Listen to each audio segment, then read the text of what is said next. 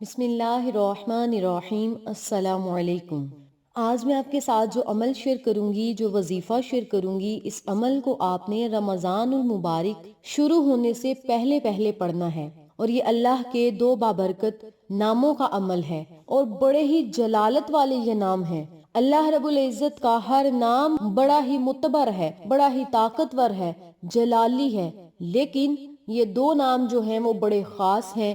آپ کسی بھی خاص مقصد کے لیے ان دونوں کلمات کو، ان دونوں الفاظ کو پڑھ سکتے ہیں۔ یاد رکھیں، آپ کسی بھی پریشانی کو ختم کرنے کے لیے، مصیبت کو ختم کرنے کے لیے، اللہ کی غیبی مدد حاصل کرنے کے لیے اور اپنی دل کی بات منوانے کے لیے اس عمل کو، اس وظیفے کو پڑھ سکتے ہیں۔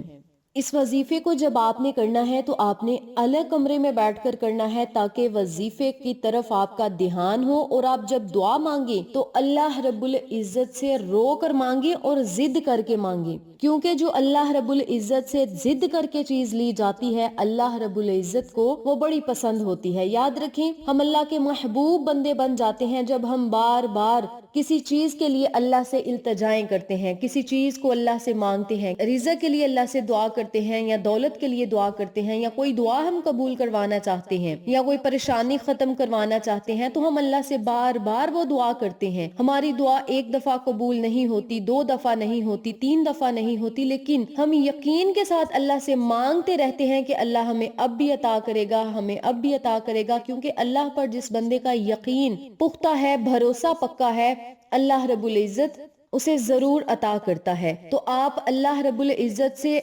ضد کر کے مانگیں، اور بہت زیادہ مانگیں، اور بے بہا مانگیں، اور بار بار مانگیں۔ اگر دعاؤں میں تاخیر ہو رہی ہے، یعنی دیر ہو رہی ہے، تو اس میں بھی قبولیت کا راز پوشیدہ ہے، اس میں بھی کوئی خیر ضرور موجود ہے، کیونکہ اللہ کریم ہمیں جب بھی عطا کرتا ہے بہترین وقت پر عطا کرتا ہے۔ تو آپ مانگنے کا سلسلہ جاری رکھیں، مانگنا نہ چھوڑیں، کیونکہ اللہ تو عطا کرنے والا ہے۔ آپ مانگتے رہیں، آپ اللہ کے در کے فقیر بنتے رہیں، اللہ کے در کے سوالی بنتے رہیں، اللہ کریم آپ کو ضرور عطا کرے گا۔ اور جس بندے کا یقین پختہ ہوگا نا، جس بندے کا اللہ پر ایمان اور توکل پکا ہوگا، اس بندے کو اللہ خالی ہاتھ نہیں موڑتا۔ اور یاد رکھیں، جو دعائیں دیر میں قبول ہوتی ہیں، وہ دعائیں مانگنے کا طریقہ، وہ الفاظ اللہ کو ہمارے اتنے پسند ہوتے ہیں کہ اللہ کریم پھر اس دعا کو یا اس چیز کو دینے میں دیر کرتا ہے، یعنی اس دعا کو قبول کرنے میں دیر کرتا ہے۔ اللہ چاہتا ہے کہ میرا بندہ مجھ سے مانگتا جائے، اور جب بندہ رو کر ضد کر کے اللہ سے مانگتا ہے تو اللہ بڑا مسکراتا ہے، بڑا خوش ہوتا ہے کہ میرا بندہ مجھ سے مانگ رہا ہے، اور اسے یقین ہے کہ میں ہی اسے دوں گا، دنیا کی کوئی طاقت اس کی پریشانی کو حل نہیں کر سکتی۔ جب اس طرح کا پختہ یقین ہوگا تو اللہ کریم ہماری دعاؤں اور صداؤں کو ضرور سنے گا۔ اس بابرکت عمل کو آپ اپنے گھریلو مسائل کو ختم کرنے کے لیے، یعنی رزق اور دولت میں برکت کے لیے، اضافہ کے لیے، دولت میں خیر و برکت کے لیے پڑھ سکتے ہیں۔ یہ ایسا عمل ہے جس کے پڑھنے سے زندگی تو ختم ہو سکتی ہے، لیکن پیسہ ختم نہیں ہوگا۔ تو آپ سب سے گزارش ہے کہ اس بابرکت عمل کو، ان کلمات کو میں جس طریقے سے بتلاؤں گی اسی طریقے سے پڑھیں، اللہ کریم آپ کو ضرور عطا کرے گا۔ آج کا عمل، آج کا وظیفہ اللہ کے دو ناموں پر منحصر ہے۔ نمبر 1، یا وہاب، جس کے معنی ہیں بہت زیادہ دینے والا، اور بغیر مطلب کے دینے والا، بغیر کسی غرض کے دینے والا، اور بہت زیادہ مال و دولت نچھاور کرنے والا۔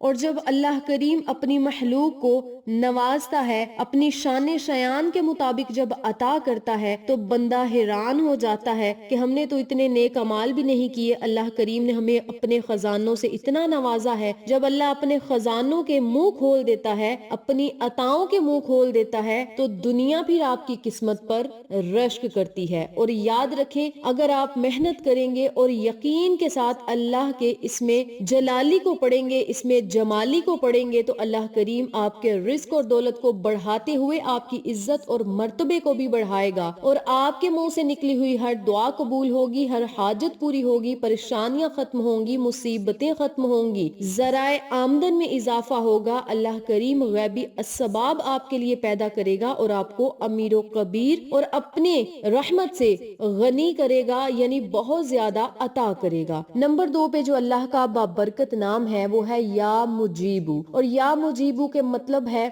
कबूल करने वाला। अल्लाह अपने महलूक की दुआओं को सुनता है और कबूल भी फरमाता है, इसीलिए उसे मुजीब कहा जाता है, क्योंकि वो हर मसाइल के सवाल का जवाब देता है और हर पुकारने वाले की पुकार का जवाब भी देता है। अल्लाह ताला तो खुद इरशाद फरमाता है कि कौन है जो पुकारने वाले को पुकारे और मैं उसे अता करूं, मैं उसकी दुआओं को कबूल करूं। रब्बे करीम वो जात है जिसके आगे बंदा रोए तो अल्लाह करीम रोने नहीं देता। अल्लाह करीम को जब हम अपने दुखड़े सुनाते हैं तो अल्लाह करीम हमारे दुखड़े सुनता है, हमारी सदाओं को सुनता है। हम जब परेशान हाल में होते हैं तो अल्लाह करीम की गैबी मदद भी आती है। जब हमारे मसाइल को हल कर देता है तो हम अल्लाह का शुक्र अदा करना भूल जाते हैं। ऐसा करना बहुत ही गलत बात है। जब किसी परेशानी या मुसीबत में या किसी मसाइल में आप मुब्तला हों तो जब वो मसला हल हो जाए तो शुक्राने के नफिल अदा करें, तस्बीहात पढ़े, अल्लाह का अनगिनत शुक्र अदा करें, बहुत ज्यादा अल्लाह का शुक्र अदा करें। याद रखें, जो लोग इन कलिमात को पढ़ लेते हैं अल्लाह रब्बुल इज्जत के लुत्फ और करम से